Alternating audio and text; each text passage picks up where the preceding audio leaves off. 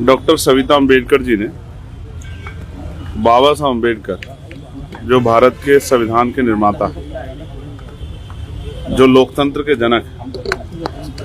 जो महिलाओं के, किसानों के, कमजोरों के, देश के प्रत्येक नागरिक के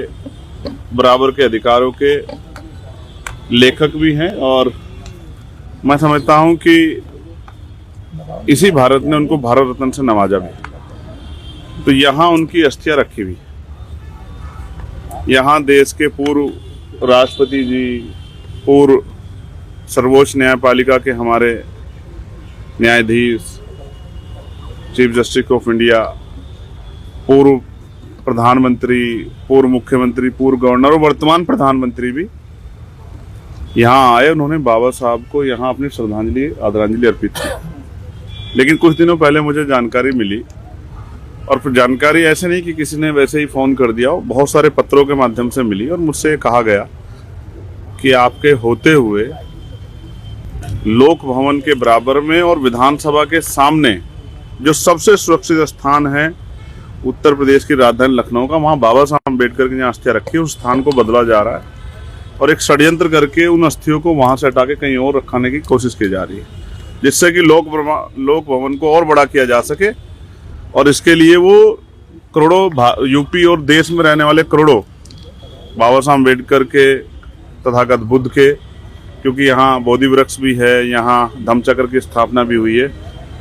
उन सब की भावनाओं के साथ खिलवाड़ या उनको कुचलने का काम किया जा रहा है। तो मेरे मन में पीड़ा हुई। हालांकि हम लोग सत्ता परिवर्तन यात्रा की तैयारी कर रहे थे, मगर मुझे लगा कि इस समय वहाँ जाना जरूरी है और जाके देख के आना जरूरी है कि क्या हो रहा है। तो यहाँ आने के बाद मुझे एहसास हुआ कि पहले भी ये प्रयास हुए हैं।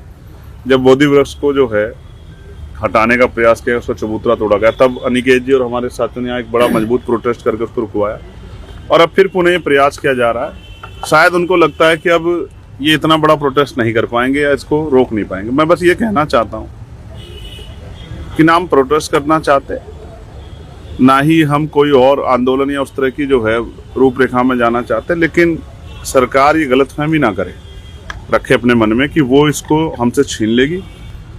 या इसका यहाँ से परिवर्तन करने के नाम पे कहीं और उजाड़ देगी यहाँ से। तो ऐसा नहीं होगा, किसी कीमत पे हम लोग अम्बेडकरवादी लोग ऐसा नहीं होने देंगे।